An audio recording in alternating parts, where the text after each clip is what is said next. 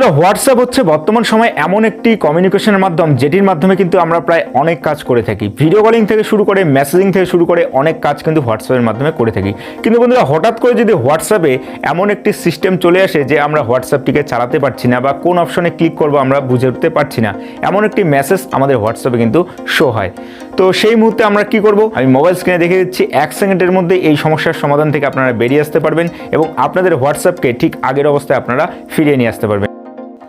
তো গাইস, আপনি একজন হোয়াটসঅ্যাপ ইউজার হয়ে থাকলে এই নোটিশটি আপনি লক্ষ্য করে থাকবেন। আপনি এখানে দেখতে পাচ্ছেন যে গুগল ড্রাইভ ব্যাকআপ এখানে রয়েছে।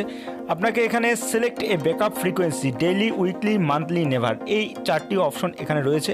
এর মধ্যে আপনাকে যা করতে হবে, নিচের দিকে যে নেভার অপশনটি রয়েছে সেই নেভার অপশনে আপনাকে ক্লিক করতে হবে এবং সেই ক্লিক করার পর আপনারা নিচের দিকে দেখতে পাচ্ছেন ডান নামে একটি অপশন রয়েছে।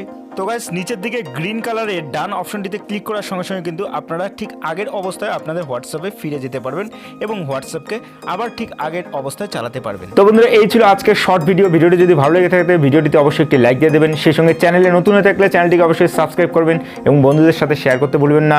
বন্ধুরা, দেখা হচ্ছে খুব শীঘ্রই নতুন আর একটা ভিডিও নিয়ে। ততক্ষণে সকলে ভালো থাকবেন, সুস্থ থাকবেন। বাই।